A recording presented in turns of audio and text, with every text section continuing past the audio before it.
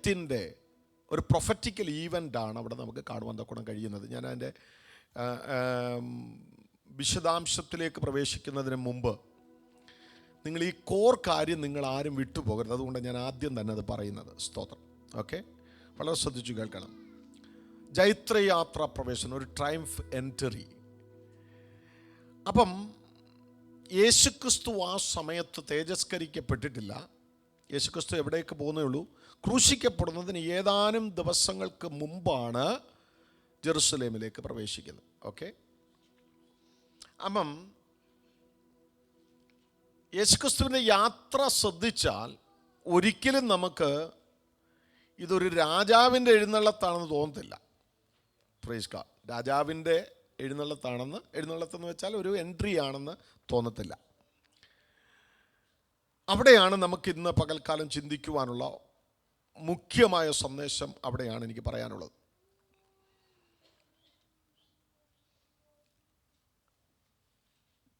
നമ്മളെ ദൈവം പൗലോസിൻ്റെ ഭാഷയിൽ പറഞ്ഞാൽ എല്ലാ ദിവസവും എല്ലായിടത്തും ജയോത്സവമായി നടത്തുവാനാണ് ദൈവം ആഗ്രഹിക്കുന്നത്, അല്ലേ? അങ്ങനെ ആ വചനം പറയുന്നത്. എങ്ങനെ നടത്താനാ? കുറച്ച് തോറ്റ്, കുറച്ച് ജയിച്ച്, കുറച്ച് വീണ്, കുറച്ച് എഴുന്നേറ്റ്, അങ്ങനല്ല. എല്ലായിടത്തും എല്ലായ്പ്പോഴും എന്ത് ചെയ്യാനാ പറഞ്ഞേ? ഒരു ട്രയംഫായിട്ട് നടക്കാനാണ് ദൈവം നമ്മളെക്കുറിച്ച് ആഗ്രഹിക്കുന്നത്. ജയത്തിൽ നടക്കാനാണ്. കാരണം എന്താ?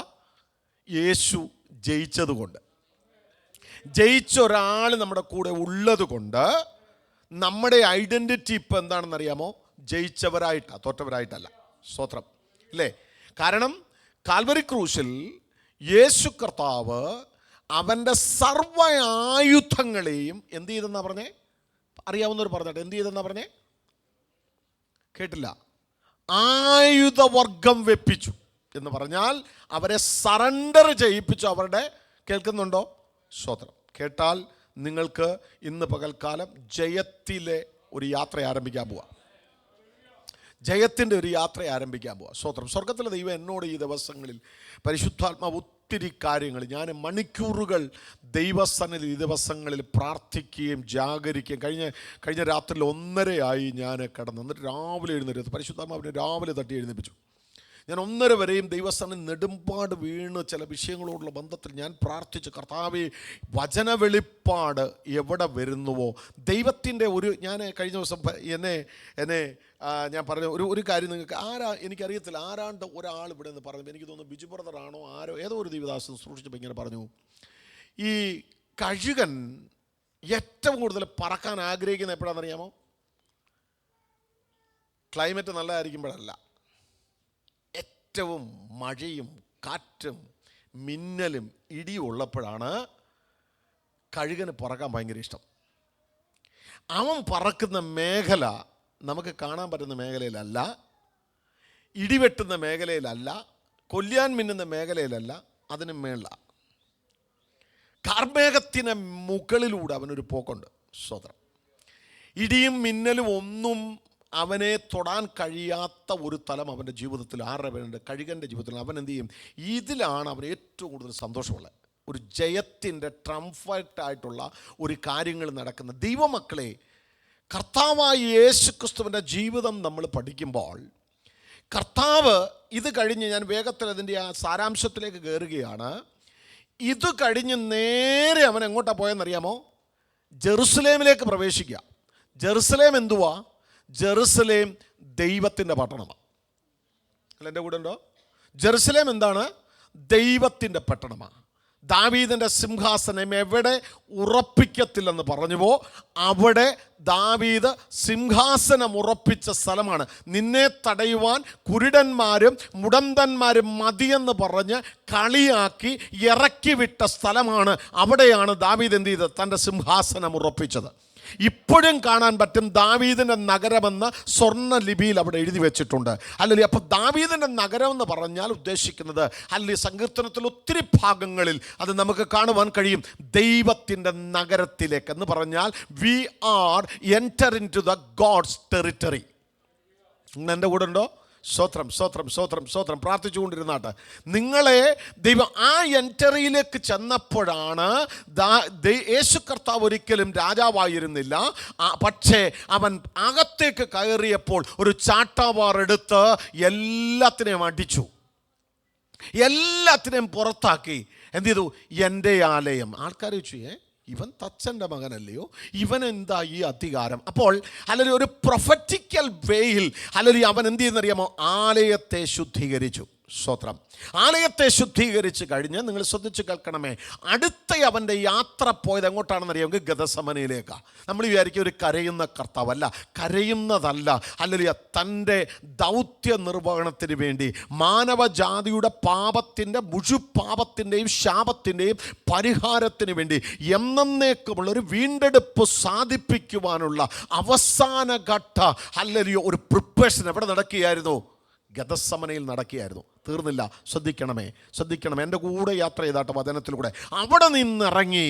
അല്ലെങ്കിൽ നമ്മൾ നോക്കുമ്പോൾ യൂദ ഒറ്റിക്കൊടുക്കുന്നു, അവനെ പിടിച്ചു പറിക്കുന്നു, അവൻ്റെ അല്ലെങ്കിൽ രോമം വലിച്ചു പറിക്കുന്നു, അവൻ്റെ വസ്ത്രം അല്ലെങ്കിൽ അവനെ വിവസ്ത്രനാക്കുന്നു. ഇതൊക്കെ നടക്കുമ്പോഴും അടുത്തതായിട്ട് കാൽവരി ക്രൂശിൽ അവൻ അവസാനമായി പറഞ്ഞത് ഇറ്റ്സ് ഫിനിഷ്.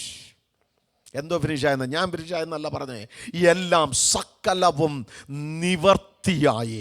സ്തോത്രം. അപ്പോൾ ഹല്ലേലൂയ, ഒന്ന് ശ്രദ്ധിക്കണമേ. ഹല്ലേലൂയ, ഒരു സൈഡിൽ നിന്ന് അവൻ്റെ ജൈത്രയാത്ര, അവരുടെ പ്രവേശനമെന്ന് പറയുന്നത് അവൻ ആലയത്തിലൂടെ കടന്ന് ഹല്ലേലൂയ എന്ത് ചെയ്തെന്നറിയാമോ? അതിനുശേഷം ഗദസമനയിലൂടെ പോയി ഗോൽഗോത്തയിൽ ചെന്ന് അവിടെ പറയുകയാണ് ഇറ്റ്സ് ഫിനിഷ് എന്ന് പറഞ്ഞാൽ നിന്റെ ജയത്തിനുള്ള യാത്ര എന്ന് പറഞ്ഞതുപോലെ നേരെ ക്രൂശിൻ്റെ വഴിയിലൂടെ കയറി അവിടെ നിന്നതല്ല, ക്രൂശും പിടിച്ച് അവിടെ നിൽക്കുകയല്ല. പിന്നെയോ അവൻ കാൽവരി ക്രൂശിൽ അവൻ മരിച്ചെന്ന് പറഞ്ഞിട്ട് അവിടെയും നിർത്തിയില്ല. അവൻ മൂന്നാമത്തെ ദിവസം, ഹേ മരണമേ നിന്റെ ജയമെവിടെ, ഹേ മരണമേ നിന്റെ വിഷമുള്ളവിടെ. ഇന്ന് പകൽക്കാലം ആ അധികാരത്തിൻ്റെ ഒരു കൈമാറ്റം എൻ്റെയും നിങ്ങളുടെയും മേൽ വെളിപ്പെട്ടാൽ ഇന്ന് പകൽക്കാലം പിശാചിനോട് പറയുവാൻ കഴിയും, ഹേ പിശാചേ നിന്റെ ജയമെവിടെ, ഹേ പിശാചേ നിന്റെ മരണമുള്ളവിടെയാ. നിനക്കെന്നെ തോൽപ്പിക്കുവാൻ കഴിയത്തില്ല. കാരണം പാതാളത്തെയും മരണത്തെയും ജയിച്ച ഒരു കർത്താവ്, ഗ്ലോറി ടു ഗോഡ്, അവൻ എൻ്റെ ഉള്ളിലിരിപ്പുണ്ട്. ആമേൻ, ആമേൻ, ആമേൻ. ഹല്ലേലൂയ. ദൈവമക്കൾ, ഇവിടെ ട്രാൻസ്ഫോർമേഷൻ സംഭവിക്കേണ്ടത്. സ്തോത്രം. ഹല്ലേലൂയ. എന്നും കൈകൊട്ടി പാടിയിരുന്ന് രണ്ടര ഭാഷയും പറഞ്ഞ് പോകാനല്ല ദൈവം നമ്മളെ വിളിച്ചിരിക്കുന്നത്. നമ്മളെ ഇടത്തും എല്ലായ്പ്പോഴും ജയോത്സവമായി നടത്തുന്ന ഒരു കർത്താവുണ്ട്. സ്തോത്രം. ഇനി കുറിവാക്യത്തിലേക്ക് വരാം.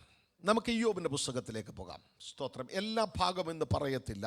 ഹല്ലേലൂയ. 2-3 ആഴ്ചകളായിട്ട് കർത്താവിൻ്റെ വരവ് താമസമെങ്കിൽ ഈ വചനം നമ്മൾ വളരെ ആധികാരികമായി പഠിക്കുവാൻ കർത്താവിൽ ശരണപ്പെടും. ഇയ്യോബിൻ്റെ പുസ്തകം 11-ാം അധ്യായം.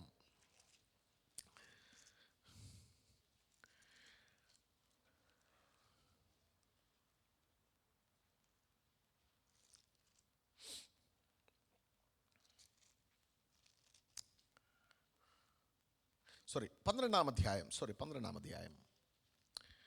അതിൻ്റെ 7, 8, 9 വാക്യങ്ങൾ ഇങ്ങനെ വായിക്കുന്നു. മൃഗങ്ങളോട് ചോദിക്കുക, അവ നിന്നെ ഉപദേശിക്കും. ആകാശത്തിലെ പക്ഷികളോട് ചോദിക്കുക, അവ പറഞ്ഞു തരും. 8-ാം വാക്യം. അല്ല, ഭൂമിയോട് സംഭാഷിക്കുക, അത് നിന്നെ ഉപദേശിക്കും. സമുദ്രത്തിലെ മത്സ്യം നിന്നോട് വിവരിക്കും. അടുത്തത്.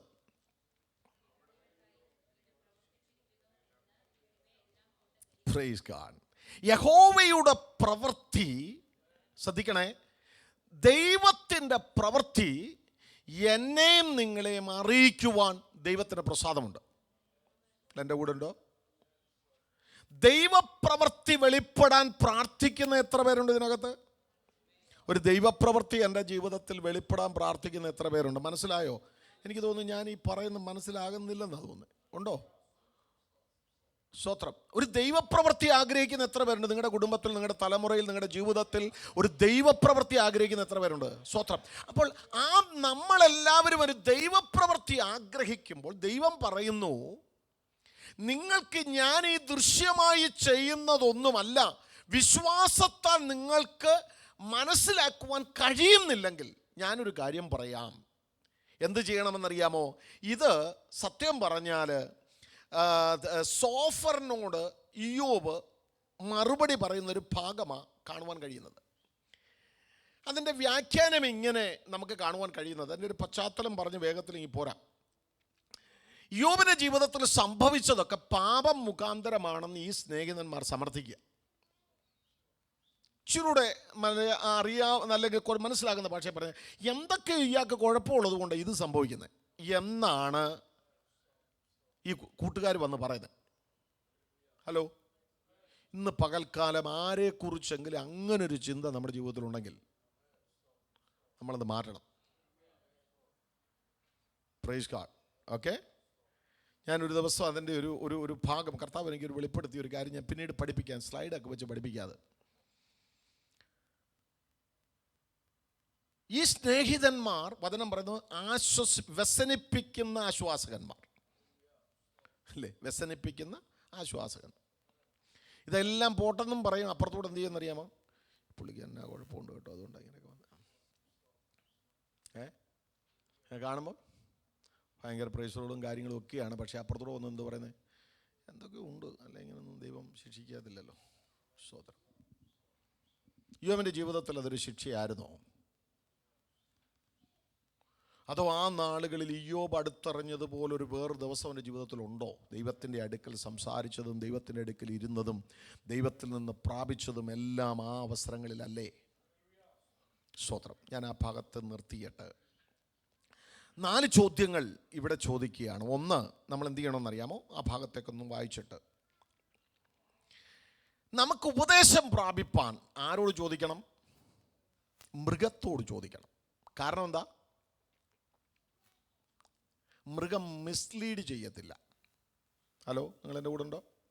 മൃഗം എൻ്റെ ഉപദേശമല്ല, പൗലോസിൻ്റെ ഉപദേശമല്ല, ആരുടെ ഉപദേശമല്ല. ആരോട് ചോദിക്കണം ഉപദേശം? അതെങ്ങനെ മൃഗത്തോട് ചോദിച്ച വല്ലതും പറയുമല്ലോ. നമുക്ക് നോക്കാം, മൃഗത്തോട് ചോദിക്കാം. രണ്ടാമത്തെ കാര്യം, അവ എന്ത് ചെയ്യും? നമ്മളെ ഉപദേശിക്കും. രണ്ടാമത്തെ കാര്യം പറയുന്നു, നീ ഭൂമിയോട് സംഭാഷിക്കണം. അത് പറ്റുന്ന കാര്യമാണോ? സ്തോത്രം. ഭൂമിയോട് സംഭാഷിക്കണം. അപ്പോൾ എന്ത് ചെയ്യുമെന്നറിയാമോ? അതു നിന്നെ ഉപദേശിക്കും. ഓക്കെ, അപ്പം ഭൂമി ഉപദേശിക്കും, മൃഗം നമ്മളെ ഉപദേശിക്കും, പിന്നെ ആകാശത്തിലെ പക്ഷി നമ്മളോട് സ്തോത്രം സംസാരിക്കുന്ന, സ്തോത്രം പറയുന്ന തത്തയുണ്ടല്ലോ. ഹലോ, പേര് വിളിക്കുന്ന തത്തയുണ്ടല്ലോ. പക്ഷികളില്ലേ? പക്ഷികളോട് ചോദിക്കണം. അവ എന്ത് ചെയ്യുന്ന പറഞ്ഞേ? നമ്മളെ ഉപദേശിക്കും. അടുത്ത ഭാഗം പറയുന്നു, പിന്നെന്താ പറഞ്ഞേ? മത്സ്യത്തോട്, സമുദ്രത്തിലെ മത്സ്യം നിന്നോട് എന്ത് ചെയ്യും? വിവരിച്ച് പറയും. സ്തോത്രം. സകല കാര്യങ്ങൾ എന്ത് ചെയ്യുന്നറിയാ? വിവരിച്ച് പറയും. ഓക്കെ, അപ്പം ഒന്ന് എന്താണ്? മൃഗത്തോട് ചോദിക്കണം, പക്ഷികളോട് ചോദിക്കണം, ഭൂമിയോട് ചോദിക്കണം, മത്സ്യത്തോട് ചോദിക്കണം. 4 പേരോട് ചോദിച്ചാൽ ദൈവപ്രവൃത്തിയെക്കുറിച്ച് നമുക്ക് ഭയങ്കര വെളിപ്പാട് കിട്ടും. സ്തോത്രം. 4 കാര്യങ്ങൾ ചോദിക്കാം. അതിൽ ഇന്ന് ഒരാളോട് നമുക്ക് ചോദിക്കാം. ആരോട് ചോദിക്കാം? മൃഗത്തോട് നമുക്ക് ചോദിക്കാം. മൃഗമേ, എങ്ങനെയാണ് ദൈവപ്രവൃത്തി നീ കാണുന്നത്? ഞാൻ അതുമായിട്ട് 2 ഭാഗം കണക്ട് ചെയ്യണം. ഒന്ന്, സംഖ്യാപുസ്തകം 22-ാം അധ്യായത്തിലേക്ക് വരും. എടുക്കണ്ട, ആ ഭാഗം ഞാൻ ഇന്ന് തൊടുവെന്ന് എനിക്കറിയത്തില്ല. പക്ഷേ ഇന്ന് പുതിയ നിയമത്തിലേക്ക് വരുമ്പോൾ യേശുവിൻ്റെ ജയോത്സകരമായ ഒരു യാത്ര, ഒരു രംഗപ്രവേശനം ജെറുസലേമിലേക്ക് നടത്തുന്ന ഭാഗമാണ് നമ്മൾ ചിന്തിക്കാൻ പോകുന്നത്. അപ്പോൾ ഈ ഭാഗം നമ്മൾ പഠിക്കുമ്പോൾ നമുക്ക് കാണുവാൻ തക്കോണം കഴിയുന്നത് ഇതിനെല്ലാം തെളിവുകൾ തിരുവചനത്തിലുണ്ട്. അത് നമ്മൾ പിന്നീട് 1 by 1 ആയിട്ട് പഠിക്കുന്നതാണ്.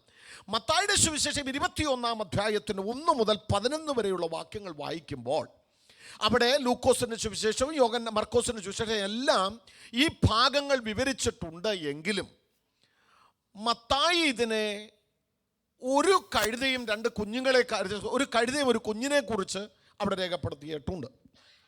മറ്റു ഭാഗങ്ങളിൽ ഒരു കഴുത മാത്രമായിട്ട് നമുക്ക് കാണുവാൻ തക്കവണ്ണം കഴിയും. ആ ഭാഗമൊക്കെ തിയോളജിക്കലായിട്ട് ഒത്തിരി ഭാഗങ്ങൾ അതിനകത്ത് പറഞ്ഞു തരുവാനും പഠിക്കുവാനുമുണ്ട്. ഞാൻ അതിന് സമയമെടുക്കുന്നില്ല. ഇവിടെ പറയുന്നു, മത്തായി എന്ന് പറയുന്ന വ്യക്തി ഈ വിഷയം ആർക്ക് പറഞ്ഞു കൊടുക്കുകയാണ്? യഹൂദന്മാർക്ക് പറഞ്ഞു കൊടുക്കുക. ഓക്കെ, യഹൂദ ചിന്താഗതിക്കാരനായ മത്തായി ആർക്ക് പറഞ്ഞു കൊടുക്കുകയാണ്? യഹൂദന്മാർക്ക് മനസ്സിലാക്കി കൊടുക്കുന്നൊരു രംഗമാണ് നമുക്കവിടെ കാണുവാൻ തക്കോണം കഴിയുന്നത്. അതുകൊണ്ട് ഈ പഴയ നിയമവുമായിട്ട് ബന്ധപ്പെട്ട് നമ്മൾ പഠിക്കുമ്പോൾ ഈ യേശു കർത്താവ് ഹല്ലേലൂയ പഴയ നിയമത്തിൽ അടിമത്വത്തിൻ്റെ അല്ലെങ്കിൽ സ്ലേവിൻ്റെ അല്ലെങ്കിൽ ദാസന്റെ പ്രതീകമായിട്ട് നമുക്ക് എന്തിനെ കാണാം? കഴുതയെ കാണുവാൻ തക്കവണ്ണം കഴിയും. അപ്പോൾ യേശു ക്രിസ്തു ആരായിട്ട്? ദാസരൂപമെടുത്ത് വേഷത്തിൽ മനുഷ്യനായി തന്നെത്താൻ താഴ്ത്തി വിളങ്ങി ക്രൂശിലെ മരണത്തോളം ഏൽപ്പിച്ചു കൊടുത്തു എന്ന് കൊലോസ്യ ലേഖനത്തിൽ നമുക്ക് കാണുവാൻ തക്കവണ്ണം കഴിയും. അതുകൊണ്ട് ദൈവം അവനെ ഏറ്റവും ഉയർത്തി എല്ലാ നാമത്തിലും മേലായ നാമം അവന് നൽകി. സ്തോത്രം. അപ്പോൾ ആ ഒരു പശ്ചാത്തലത്തോടുള്ള ബന്ധത്തിൽ മത്തായി ഇങ്ങനെ വിവരിക്കുമ്പോൾ മർക്കോസ്, ലൂക്കോസ് ഇതര ഭാഗങ്ങൾ വ്യത്യസ്തമായിട്ട്, അല്പം വ്യത്യസ്തമായിട്ടാണ് അവരുടെ ചിന്താഗതി ഈ വിഷയത്തോടുള്ള ബന്ധത്തിൽ രേഖപ്പെടുത്തിയിരിക്കുന്നത്. എന്തു തന്നെ ആയിക്കൊള്ളട്ടെ, നമ്മുടെ വിഷയം യേശു ക്രിസ്തു ജൈത്രയാത്ര ചെയ്ത അതേ അനുഭവം നമ്മൾക്കും ഈ ലോകത്തിൽ ഒരു പ്രൊഫറ്റിക്കൽ വേയിൽ നമുക്ക് എന്ത് ചെയ്യാം? ജീവിക്കുവാൻ തക്കവണ്ണം കഴിയും. കാരണം യേശു ക്രിസ്തു കാൽവരി ക്രൂസിൽ മരിച്ചത് മാത്രമല്ല, അടക്കപ്പെട്ടത് മാത്രമല്ല, ഇപ്പോൾ എവിടെ ഇരിക്കുന്നത്? പിതാവിൻ്റെ വലത്തുഭാഗത്ത് നമുക്ക് വേണ്ടി പക്ഷപാതം ചെയ്തുകൊണ്ടിരിക്കുകയാണ്. സ്തോത്രം. അപ്പോൾ യേശു ക്രിസ്തു ആ നാമത്തിൽ നമ്മൾ വിശ്വസിക്കുമ്പോൾ നമുക്ക് എന്ത് കിട്ടും? രക്ഷ ലഭിക്കുന്നത് മാത്രമല്ല, പുത്രത്വത്തിൻ്റെ ആത്മാവിനെ, പുത്രത്വത്തിൻ്റെ അവകാശത്തെ സ്വർഗത്തിലെ ദൈവം നമുക്ക് വേണ്ടി തന്നിരിക്കുകയാണ്.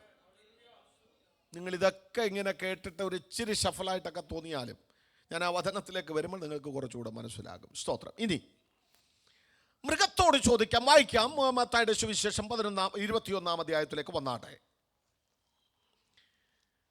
ഭയങ്കര ഒരു കോയിൻസിഡൻസ് ആയിട്ട് നടന്നൊരു സംഭവം. ഞാൻ ഈ മെസ്സേജൊക്കെ റെഡിയാക്കി രാവിലെ ഇംഗ്ലീഷ് സർവീസിൽ വന്നപ്പം ഇന്ന് ഫെന്നി ബ്രദറാണ് ഇംഗ്ലീഷ് മെസ്സേജ് പറഞ്ഞത്. പുള്ളി ഈ വിഷയമാണ് പറഞ്ഞത്. ഏതാ പറഞ്ഞേ? ഈ ദ ട്രയംഫൽ എൻട്രിയെക്കുറിച്ചാണ്. അപ്പോൾ എനിക്ക് മനസ്സിലായി കർത്താവ് ഇന്ന് പകൽക്കാലം നമ്മുടെ നടുവിൽ ചെയ്യാൻ പോവാം. നമ്മളെ ഇരുത്തി ഞെക്കിപ്പിഴിഞ്ഞെടുപ്പിച്ചത് വെറുതെ അല്ലെന്ന് എനിക്ക് മനസ്സിലായി. സ്തോത്രം. ഇന്ന് പകൽക്കാലം സ്വർഗം അതിൻ്റെ ഒരു നിവർത്തീകരണം ദൈവം അത് ചെയ്യാൻ പോകും. ദൈവമക്കൾ വളരെ പ്രാർത്ഥിച്ചു കൊണ്ടിരുന്നെങ്കിൽ മാത്രമേ ആ ദൈവത്തിൻ്റെ വചനത്തിൻ്റെ വെളിപ്പാട് നമുക്ക് പ്രാപിക്കാൻ പറ്റത്തുള്ളൂ. സ്തോത്രം. വചന വെളിപ്പാട് നമ്മൾ പ്രാപിച്ചാൽ ദൈവമക്കളെ ഇന്ന് പകൽക്കാലം മുതൽ നമ്മളിൽ ഒരു വലിയ ദൈവശക്തി, നമ്മളിലൊരു വലിയ ദൈവബലം, ഒരു സന്തോഷം ഈ തുടർമാനമായ ദിവസങ്ങളിൽ നമുക്കത് അനുഭവിപ്പാൻ തക്കോണം കഴിയും. ഹല്ലേലൂയ. ഞായറാഴ്ച സന്തോഷവും തിങ്കളാഴ്ച ഹല്ലേലൂയ നമ്മൾ നിരാശപ്പെട്ടു പോകാനല്ല, ഒരു ജയകരമായ ജീവിതം, കൺസിസ്റ്റൻ്റ് ആയിട്ടുള്ളൊരു ദൈവ സാന്നിധ്യം നമ്മുടെ ജീവിതത്തിൽ നമുക്ക് അനുഭവിക്കുവാൻ തക്കോണം കഴിയും. ഇവിടെ പറയുകയാണ്, യേശു എന്ത് ചെയ്തെന്നറിയാമോ? 2 ശിഷ്യന്മാരെ ഹല്ലേലൂയ അക്കരയ്ക്ക് അല്ലെങ്കിൽ എതിരെയുള്ള ഗ്രാമത്തിലേക്ക് ചെല്ലുവാൻ എന്ത് ചെയ്ത? യേശു പറഞ്ഞയക്കുകയാണ്. ആരെയാ പറഞ്ഞയച്ചെന്ന് അവിടെ എന്ത് ചെയ്തിട്ടില്ല? എഴുതിയിട്ടില്ല. സ്തോത്രം. ആരെ? 2 ശിഷ്യന്മാരെന്നേ ഉള്ളൂ. സ്തോത്രം. അപ്പം അത് ആരെയും ആകാം. ഹല്ലേലൂയ. ഇന്ന് രാവിലെ ഫെന്നി ബ്രദർ പറഞ്ഞൊരു ചിന്ത കൂടെ ചേർത്ത് ഞാൻ പറയുക. സ്തോത്രം. അത് എന്നെയും നിങ്ങളെയും ആകാം. അതിന് സാധ്യതയില്ലാത്തതുകൊണ്ടായിരിക്കും ആമേൻ പറയാൻ. വളരെ നന്ദി. സ്തോത്രം. നമ്മൾ ഈ വചനം കേൾക്കുമ്പോഴേ ദൈവമക്കളെ, എന്തോ ഈ വചനം കർത്താവ് നമ്മളോട് സംസാരിക്കുന്ന എന്തോ സംസാരിക്കുന്നത്? കർത്താവിന് എന്തോ സംസാരിക്കാനുള്ളത്? കർത്താവിന് എന്തോ സംസാരിക്കാനുള്ളത്? നിങ്ങൾ കടന്നു പോകുന്ന അനുഭവത്തിൽ ഒരു വിടുതൽ, നിത്യതയ്ക്ക് തടസ്സമായി നിൽക്കുന്ന, നിത്യതയ്ക്ക് ഹല്ലേലൂയ അത് ചെല്ലാതിരിക്കുവാൻ വേണ്ടി ശത്രു തടഞ്ഞു വെച്ചിരിക്കുന്ന അല്ലെങ്കിൽ നമ്മളെ തളർത്തിക്കളയുന്ന വിഷയത്തിൽ ദൈവം ഓരോ ആഴ്ചയും നമ്മളോട് പറയുന്ന ദൂതുകൾ, ആലോചനകൾ, വാഗ്ദത്തങ്ങൾ ഒക്കെ എന്ത് ചെയ്യണം? ആ നിലവാരത്തിൽ കേൾക്കണം. ഇതുകൊണ്ട് അല്ലെങ്കിൽ ഒരു പ്രയോജനവും നമുക്ക് വരുന്നില്ല.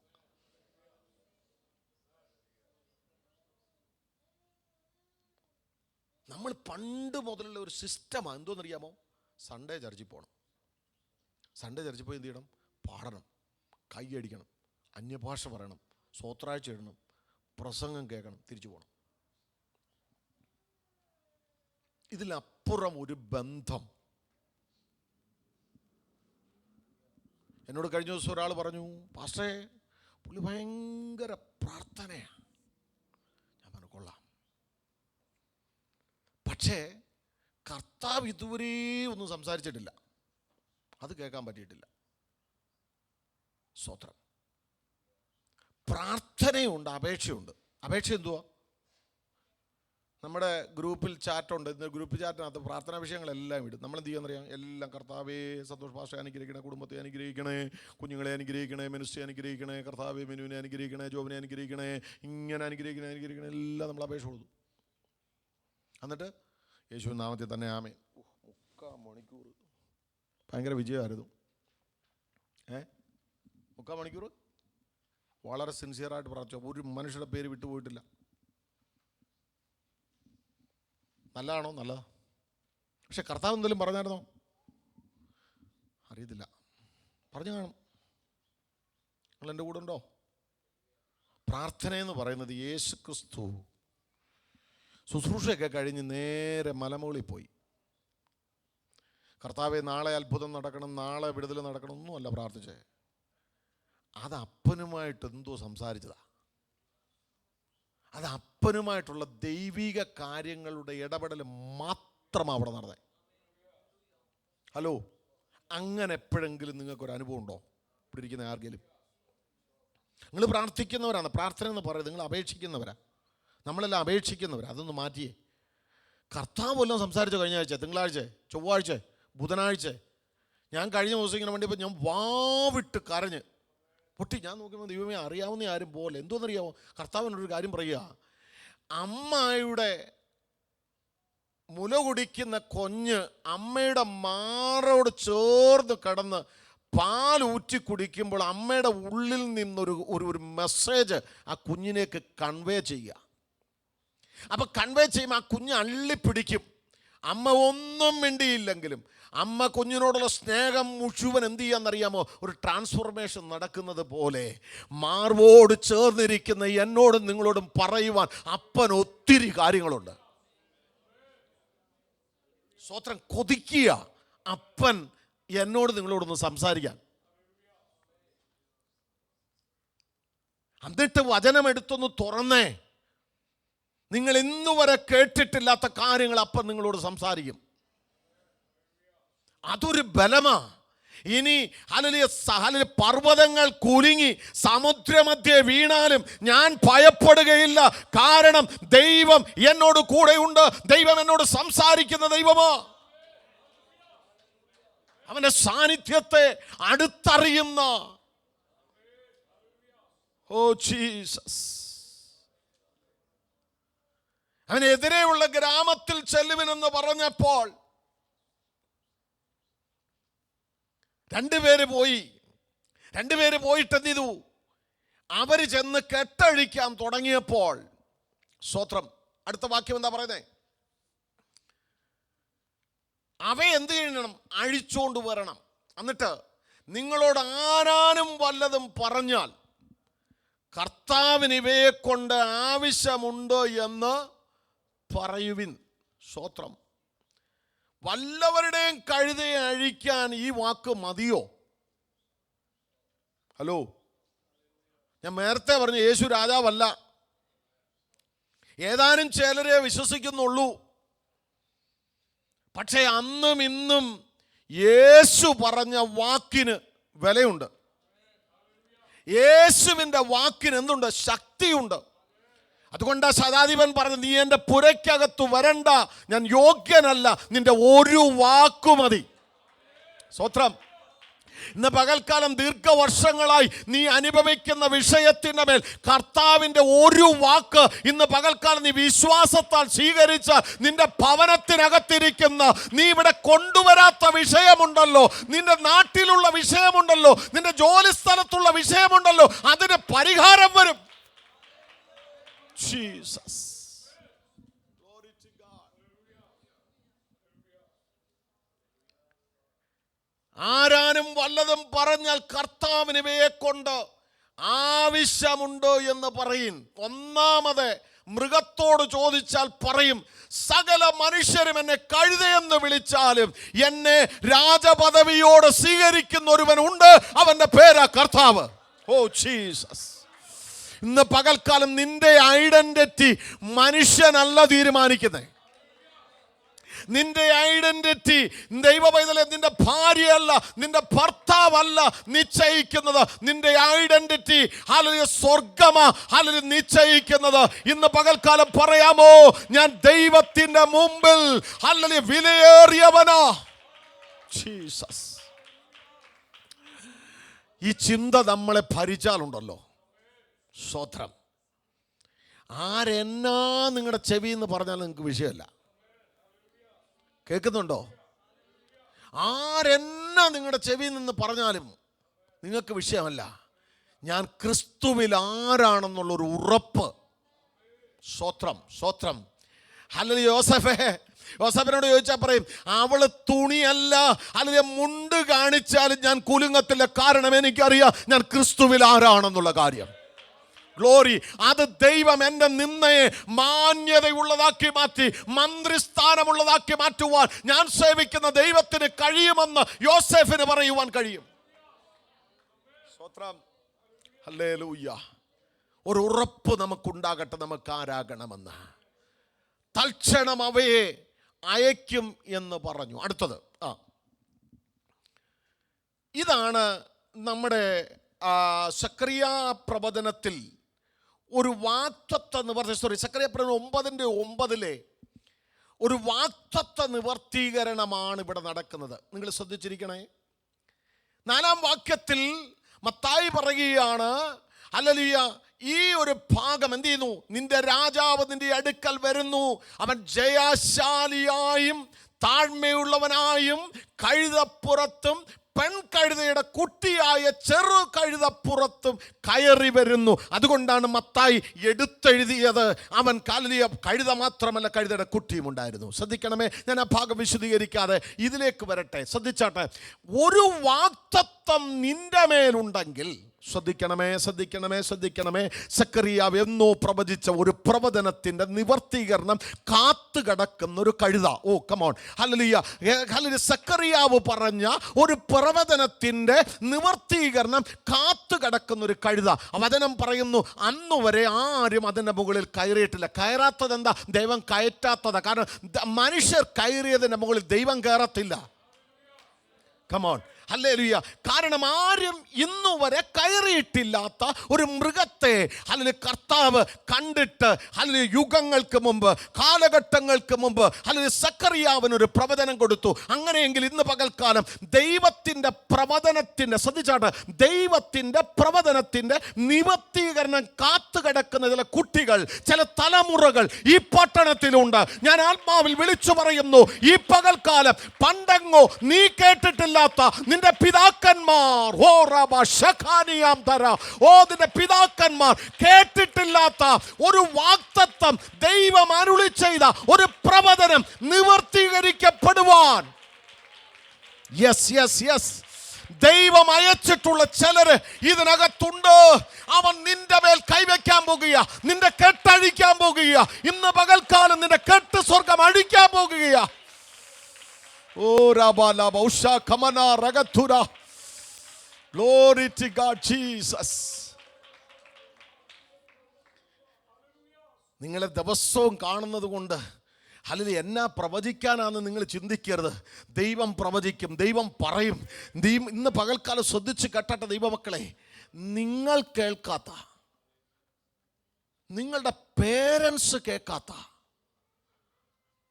ദൈവത്തിൻ്റെ വാഗ്ദത്തമുണ്ടല്ലോ, ദൈവിക ആലോചന ഉണ്ടല്ലോ, അല്ല അവർ കേട്ടിട്ട് നിങ്ങളോട് പറയാത്ത ദൈവിക വാഗ്ദത്തമുണ്ടല്ലോ, ആ വാഗ്ദത്തത്തെ തേടി യേശു ചിലരെ അയച്ചിട്ടുണ്ട്.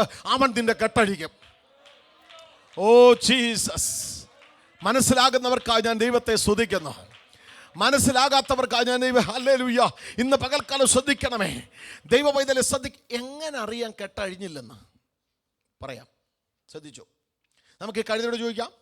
അങ്ങനല്ലേ പറഞ്ഞേക്കുന്നേ? നീ കഴുതയോട് ചോദിക്കുക, അവൻ നിന്നെ ഉപദേശിക്കും. കഴുതയോട് ചോദിക്കാം, കഴുതേ എത്ര നാളായി? ദീർഘവർഷങ്ങളായി. നിനക്ക് യജമാനല്ലേ? ഉണ്ട്, പക്ഷെ പ്രയോജനമില്ല, എന്നെ യൂസ് ചെയ്യുന്നില്ല. സ്തോത്രം. പിന്നെ കഴുത എടുത്തെന്ന് ചോദിച്ചാൽ കഴുത എന്ത് ചെയ്യുന്നറിയാമോ? ഇതുപോലൊരു സ്ഥലത്ത് എന്ത് ചെയ്യാണ്? വലിയൊരു മരത്തിൻ്റെ കീഴിലാണ്. ഞാനിത് പറഞ്ഞിട്ടുള്ളതാണ്, എനിക്ക് ഭയങ്കര ചിന്തിപ്പിച്ച വിഷയമാണ്. ഹല്ലേലൂയ. ഈ മരത്തിൻ്റെ കീഴിൽ എന്ത് ചെയ്തിരിക്കുക? കഴുതയെ കെട്ടിയിട്ടിരിക്കുക. കഴുത രാവിലെ യാത്ര തുടങ്ങുന്നതാ. സ്തോത്രം. കറങ്ങി കറങ്ങി കറങ്ങി കറങ്ങി കറങ്ങി കറങ്ങി കറങ്ങി കറങ്ങി കറങ്ങി കറങ്ങി കറങ്ങി കറങ്ങി പിന്നെയും എവിടെ നിന്ന് കറക്കം തുടങ്ങിയോ അവിടെ തന്നെ കറങ്ങി. ആ കറക്കം നീളത്തിൽ നടന്ന യെരുശലേം കഴിഞ്ഞ് അപ്പുറത്ത് പോയനെ. എൻ്റെ കൂടില്ല. സ്തോത്രം. മൈലുകളാണ് നടക്കുന്നേ. പക്ഷെ ഇപ്പോഴും എവിടെ നിൽക്കുന്നുള്ളൂ? ഈ കെട്ടിനകത്തേ നിൽക്കുന്നുള്ളൂ. സ്വോത്രം പറഞ്ഞാട്ടെ, സ്വോത്രം പറഞ്ഞാട്ടെ, സ്വോത്രം പറഞ്ഞാട്ടെ, സ്വോത്രം പറഞ്ഞാട്ടെ. ഇന്നും നിൻ്റെ ആത്മീയ ജീവിതം ഒരു സ്റ്റെപ്പ് പോലും, ഒരു മില്ലിമീറ്റർ പോലും വർദ്ധിക്കുന്നില്ലെങ്കിൽ അതിൻ്റെ അർത്ഥം എവിടോ നീ ബന്ധിക്കപ്പെട്ടിട്ടുണ്ട്. Glory to God.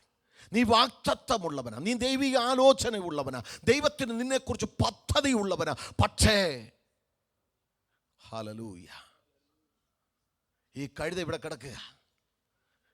ഇവൻ രാവിലെ തൊട്ട് നടക്കുക. സ്തോത്രം. രാവിലെ തൊട്ട് നടന്ന് പിന്നെയും വൈകിട്ടാകുമ്പോഴും എന്ത് ചെയ്യുന്നുള്ളൂ? ഇതിങ്ങനെ നടക്കുക. 1, 2. മേലോട്ട് നോക്കിയാൽ നല്ല പച്ചപ്പ, ഒരു വൃക്ഷത്തിൻ്റെ ചുവട്ടിലാന്ന് വിചാരിച്ചു. പക്ഷെ ഇന്നുവരെ ആരും ചില്ലി വെട്ടി, കഴുത ഒത്തിരി നാൾ കൊണ്ട് കിടക്കില്ലേ, ഒരു പച്ചമരം വെട്ടി, പച്ചച്ചില്ലി വെട്ടി ഇതിൻ്റെ മുമ്പിൽ ഇട്ടിട്ടില്ല. എപ്പോഴെങ്കിലും കാറ്റടിച്ചോ മഴ കൊണ്ടോ ഒരു പഴുത്ത ഇല വീഴുമ്പോൾ അത് തിന്ന് ജീവിക്കുക. പക്ഷേ കിടപ്പ് എവിടാന്നറിയാമോ? നിൽപ്പ് എവിടാന്നറിയാമോ? ഓസ്ട്രേലിയയില. എവിടാപ്പോന്നറിയാമോ? നല്ല സ്ഥലത്താണ്.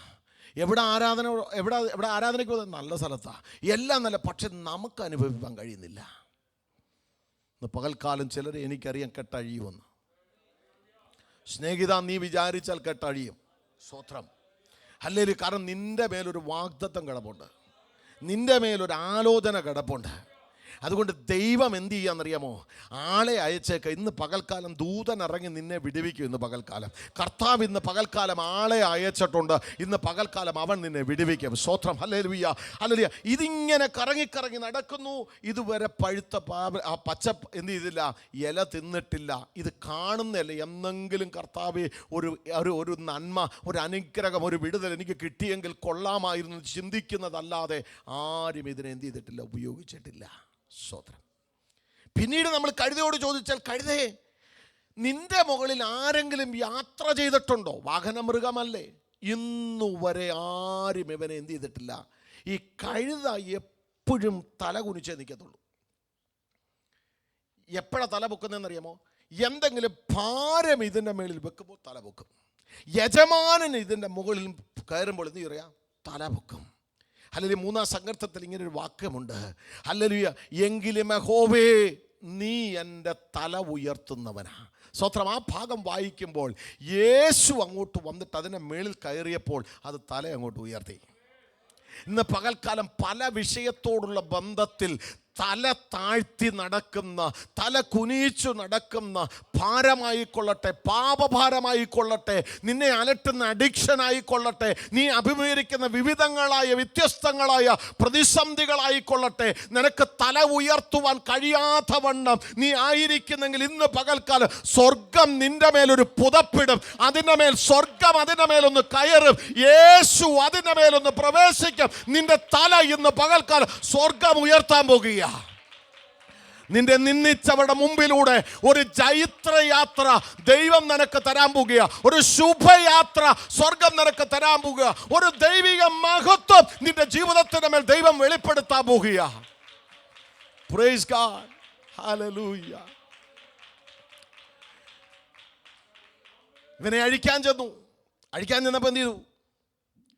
ഒരാൾ ഓടി വന്ന് വെച്ച് കർത്താവിനോട് എന്താ പറയുക? ഇതിനെ കൊണ്ട് ദൈവത്തിന് എന്തുണ്ട്? ആവശ്യമുണ്ട്. സ്തോത്രം. ആരാ ദൈവം? ഏതാ ദൈവം? എവിടുന്ന് അയച്ച്? എപ്പോൾ കൊണ്ടുവരും? ഇതൊന്നും പ്രസക്തിയില്ല അവിടെ. ഒറ്റ ചോദ്യത്തിന് മുമ്പിൽ ആർക്കാവശ്യമുണ്ട്? നമ്മൾ എന്ന് ദൈവസനെ പറയും, എന്നെ കൊണ്ട് ദൈവത്തിന് ആവശ്യമുണ്ടെന്ന് പറയുമോ, സകല വാദഗതികൾ നിൽക്കും. എന്താ ഈ വാദിക്കുന്നേ? ദൈവത്തിൻ്റെ കരങ്ങളിൽ കൊടുക്കാത്തതുകൊണ്ടാണ് നമ്മളെ വാദിക്കുന്നേ. സ്തോത്രം. ദൈവം ഉപയോഗിച്ചില്ല, പിന്നെ ആര് ഉപയോഗിക്കും? പിശാച് ഉപയോഗിക്കും. ദൈവം ഉപയോഗിച്ചില്ല, ആരുപയോഗിക്കും? പിശാച് ഉപയോഗിക്കും, ലോകം ഉപയോഗിക്കും. അതിനുള്ളവരല്ല നമ്മൾ വാഗ്ദത്തം പ്രാപിച്ചവരാ. സ്തോത്രം. അങ്ങനെ ഇതിനെ കെട്ടഴിക്കാൻ ചെന്നപ്പോഴാണ് പറയുന്നത്, കഴുതയ്ക്കൊരു കുഴപ്പമുണ്ട്. കഴുതയുടെ അടുത്ത് പോകുമ്പോൾ പുറകെ കൂടെ പോകരുത്, മുമ്പിൽ കൂടെ പോകാവൂ. ഹിന്ദിയിലൊരു കഹാവത്തുണ്ട്, അറിയാമോ? ഒരു പഴഞ്ചൊല്ലുണ്ട്, ഗദയ്ക്ക് പീച്ചെ ബോസ്കെ പീച്ചെ ആകെ മജ്ജാവും എന്ന് പറഞ്ഞാൽ കഴുതയുടെ പുറയിലും ബോസിൻ്റെ മുമ്പിലും നടക്കരുതെന്ന്. ഗദയ്ക്ക് പീച്ചെ ബോസ്കെ ആകെ മച്ചലോ എന്ന് പറഞ്ഞാൽ കഴുതയുടെ പുറകെ പോയാൽ തട്ട് കിട്ടും, അതെന്ത് ചെയ്യും? തൊഴിക്കും. ബോസുമാരുടെ മുമ്പിൽ പോയാൽ അവൻ കൊതുകാല് വെക്കും. അതുകൊണ്ട് കഴുതയുടെ പുറകെ പോയി അല്ല അഴിക്കാൻ പോയി. അവർ പോയപ്പോൾ എന്ത് ചെയ്യുന്നറിയാമോ? സൗമ്യമായി. ആ ഒരു വാക്ക് നിങ്ങൾ ശ്രദ്ധിച്ചായിരുന്നോ? ഏതാ? സക്കറിയ പ്രവചനത്തിൽ സൗമ്യതയുള്ള. സ്തോത്രം.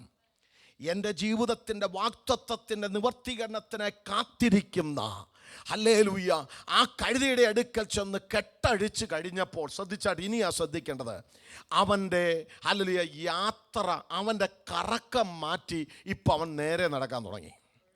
സ്തോത്രം. ചിലവരുടെ കറക്കം മാറ്റി ദൈവം എന്ത് ചെയ്യാൻ പോവാ? നേരെയും ചൊവ്വയുള്ള പാതയിൽ നിന്നെ നടത്താൻ പോവാ.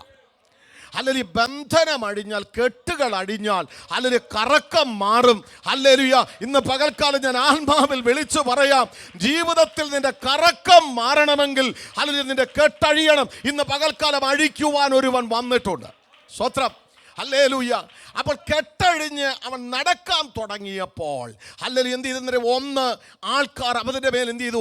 വസ്ത്രത്തെ ഇട്ട്. ഇന്നുവരെ എത്ര മഴ നനഞ്ഞു, എത്ര വെയിൽ കൊണ്ടു, എത്ര പ്രാവശ്യം കുളിർന്നു നടന്നു, പക്ഷേ ഇന്ന് അസാധാരണമായ ഒരനുഭവത്തിലേക്ക് അതിനെ കൊണ്ടുവരികയാ. ഇന്നുവരെ ആരുമിടാത്ത, ആരോ എനിക്കൊരു അധികാരിയുണ്ട്, ആരോ എനിക്കൊരു യജമാനനുണ്ടെന്നുള്ളൊരു ചിന്ത എൻ്റെ മേൽ അവകാശം പറയുന്നൊരു പുതപ്പ് ഇന്ന് പകൽക്കാലം എന്നെ മേൽ ഇടുകയാ. കഴുതയുടെ പുറപ്പ് പുതപ്പിട്ടു. അടുത്തത്, യേശു അതിൻ്റെ മേൽ കയറി. ശ്രദ്ധിച്ചാട്ടെ, കഴുതയൊന്ന് ശ്രദ്ധിച്ച്. യേശു അതിൻ്റെ മേൽ കയറിയപ്പോൾ തലയൊന്ന് ഉയർത്തി. എനിക്കൊരു യജമാനനുണ്ട്, എനിക്കൊരു യജമാനനുണ്ട്. സ്തോത്രം. ഹല്ലേലൂയ. ഈ സംഖ്യാപുസ്തകം 22-ാം അധ്യായം പഠിക്കുമ്പോൾ അവിടെ പറയുന്ന കഴുതയെ കാണുന്ന കഴുതയാണ്. നിങ്ങൾക്കറിയായിരിക്കും അല്ലേ? ബാലാക്ക് പറഞ്ഞു, ശപിക്കാൻ വിളിച്ചോണ്ട് കൊണ്ടത് ബിലയാമിനെ. എന്ത് ചെയ്തു? ബിലയാമ് കഴുതയോട് പറഞ്ഞു, എന്ത് ചെയ്തു? പോകാമെന്ന് പറഞ്ഞു പോയി. അവനെന്ത് ചെയ്തു? വയലിൽ കൂടെ കൊണ്ടുപോയപ്പോൾ അവനെ ആഞ്ഞടിച്ചു. അതെന്ത് ചെയ്തു? ഒന്നും മിണ്ടിയില്ല, കരഞ്ഞുകൊണ്ട് പിന്നെ എന്ത് ചെയ്തു? നേരെ നടന്നു. അവസാനം ഒരു ഇടുക്ക് സ്ഥലത്ത് ചെന്നു. അതിൻ്റെ കാല്, ഈ പ്രവാചകൻ്റെ കാല് ഭിത്തിയോട് ചേർത്തുരച്ച് ഇയാൾക്ക് ദേഷ്യം കൂടി. പിന്നെ അതിനെ അടിച്ചു. ഇച്ചിരി കഴിഞ്ഞപ്പോൾ ദൂതൻ അവിടെ ഫ്രണ്ടിൽ വന്ന് നിന്നപ്പോൾ, ദൈവത്തിൻ്റെ ദൂതൻ ഫ്രണ്ടിൽ വന്ന് നിന്നപ്പോൾ ഇവന് മുന്നോട്ട് പോകുവാൻ കഴിയത്തില്ലെന്ന് കഴുത കണ്ടപ്പോൾ കഴുത അവിടെ കടന്നു. ഇതൊന്നും ഈ പ്രവാചകൻ കാണുന്നില്ലെന്നുള്ള. അപ്പൊ കഴുതയുടെ വാവ് തുറന്നു. കഴുത പറഞ്ഞു, യജമാനെ, നീ എന്തിനാ എന്നെ അടിക്കുന്നേ? നാളെ ഇതുവരെ, ഇന്നലെ ഞാൻ വായിച്ചത് കരയുവാനിടയായി, നാളെ ഇതുവരെ ഞാൻ നിന്നെ സേവിച്ചു, ഒരൊറ്റ ദിവസം ഞാൻ നിന്നെ അനുസരിക്കാതിരുന്നിട്ടുണ്ടോ? ശ്രദ്ധിച്ചാട്ടെ, ആരാ പറഞ്ഞേ? കഴുതയോട് ചോദിച്ചേ. പ്രവാചകൻ എന്ന് പറയുന്നയാൾക്ക് മനസ്സിലാകാത്ത, കാണുവാൻ കഴിയാത്ത ദൈവപ്രവൃത്തി ദൈവത്തിൻ്റെ സൃഷ്ടിയായ കഴുതയ്ക്ക് കാണുവാൻ കഴിയുന്നല്ലോ. നിങ്ങൾ എൻ്റെ കൂടെ ഉണ്ടോ? ഒരു ചോദ്യം ഞാൻ നിങ്ങളുടെ മനസാക്ഷിക്ക് വിടുന്നു. എത്ര പ്രാവശ്യം ദൈവത്തിൻ്റെ പ്രവൃത്തി നമ്മുടെ കണ്ണിൻ്റെ മുമ്പിൽ കാണിച്ചോ? എത്ര അത്ഭുത സൗഖ്യം യേശു കർത്താവ് നിനക്ക് വേണ്ടി ചെയ്തു. എത്ര വഴികൾ സ്വർഗം നിനക്ക് വേണ്ടി തുറന്നു. എത്ര അത്ഭുതങ്ങൾ നിന്റെ തലമുറയിൽ ദൈവം ചെയ്തു. ഇന്നും നമുക്ക് ദൈവപ്രവൃത്തിയെ സംശയമാണ്. ഹല്ലേലൂയ. ഉപദേശം പഠിക്കാമോ? ആ കഴുതയോട് ചോദിച്ചാൽ ഒരു ഉപദേശം പറയും. ദൈവത്തിൻ്റെ ഇഷ്ടമല്ലാതെ നീ പോകല്ലേ കുഞ്ഞേ. കഴുത പറയും, ദൈവത്തിൻ്റെ ഹിതമല്ലാതെ അവർ വെള്ളിയും പൊന്നും തന്നാല്, എന്തെല്ലാം ഓഫർ കിട്ടിയാല് നീ ദൈവത്തെ വിട്ട് പോകല്ലേ കുഞ്ഞെ. അത് കഴുത നമ്മളോട് ഉപദേശിക്കും. സ്തോത്രം. എനിക്ക് അത് തൊടുവാൻ സമയമില്ല, ഞാൻ മടങ്ങി വരട്ടെ. അവിടെ എന്ത് ചെയ്തു? അവരുടെ വസ്ത്രം അവൻ്റെ മുമ്പിലിട്ടു. ശ്രദ്ധിച്ചാട്ടെ, ഇത്രയും നാള് നടന്ന് ഒരു വലിയ വഴിയായി, ഒരു വലിയ കുഴിയായി, വലിയ ചള്ളയായി, അല്ലെങ്കിൽ നടന്ന് എന്ത് ചെയ്യുക? ഇവൻ്റെ കാല് തേയുന്നതല്ലാതെ ഒരു വഴിയും വെളിപ്പെടുന്നില്ല. പക്ഷെ ഇപ്പോൾ ചള്ള മാറി, ഇപ്പോൾ കറക്കം മാറി. ഇപ്പോൾ ഞാൻ നടക്കുന്നത് നേരെ എന്ന് മാത്രമല്ല, ഇതുവരെ നടക്കാത്തൊരു വഴിയിലൂടെ ദൈവം എന്നെ നടത്തിക്കൊണ്ടിരിക്കുക. ഇന്ന് പകൽക്കാലം ഞാൻ ഉറപ്പായിട്ട് യേശുക്രിസ്തുവിന്റെ നാമത്തിൽ പറയാം, നീ ദൈവത്തെ അനുസരിച്ചാൽ, പരിശുദ്ധാത്മാവിന് കീഴ്പ്പെട്ടാൽ, ആത്മാവിനെ അനുസരിച്ചു നടന്നാൽ, ഇതുവരെ പോകാത്ത ഒരു വഴിയിലൂടെ സ്വർഗത്തിലെ ദൈവം നിന്നെ നടത്തും. ഓ ജീസസ്, ഇന്ന് പകൽക്കാലം ഞാൻ ആത്മാവിൽ പ്രവചിച്ചു പറയുന്നു, എന്നെ കേൾക്കുന്നവരും എന്നെ കാണുന്നവരും ഒക്കെ ഇന്ന് പകൽക്കാലം ഞാൻ പറയുന്നു, ഇതുവരെ പോയിട്ടില്ലാത്തൊരു വഴികളിലൂടെ പരിശുദ്ധാത്മാവ് നിന്നെ കൊണ്ടുപോകുവാൻ ആഗ്രഹിക്കുകയോ. ഇന്ന് പകൽക്കാലം നിന്നെ കേട്ടഴിയും. അഴിക്കാമെന്നല്ല, അഴിയും. ഇന്ന് പകൽക്കാലം സ്വർഗം ഇന്ന് പകൽക്കാലം കേട്ടഴിക്കും. ഹല്ലേലൂയ. വചനം പറയുന്നു, പിശാചിന്റെ പ്രവർത്തികളെ അഴിപ്പാൻ തക്ക തന്നെ മനുഷ്യപുത്രൻ വെളിപ്പെട്ടു. അങ്ങനെയെങ്കിൽ നമ്മളെ, നമ്മുടെ തലമുറകളെ, നമ്മുടെ ഭാവിയെ, നമ്മുടെ ആത്മീയ മണ്ഡലത്തെ, നമ്മുടെ കൃപാവരത്തെ, ദൈവസഭയെ തകർക്കുവാൻ നോക്കുന്ന പൈശാചിക മണ്ഡലങ്ങൾ ഇന്ന് പകൽക്കാലം അവർ ഓതി കെട്ടിയത്, അവർ പറഞ്ഞു ബന്ധിച്ചത്, ഇന്ന് പകൽക്കാലം യേശുവിൻ നാമത്തിൽ അഴിയട്ടെ. ജനം ആർത്ത് ദൈവത്തിന് മഹത്വം കൊടുത്തോട്ടെ. ആരാധനയിൽ ഇന്ന് പകൽക്കാലം ആ ബന്ധനം അഴിയട്ടെ. ശൽക്കന വൈഡകരം ദലരബനബരബദാരകദേ അർത്തുരജാലബരബദന വൈശകൽഖനാരകദന വ്രിബോല വൈഡകം ദരദുരബദൽ പൗഡരാനകരക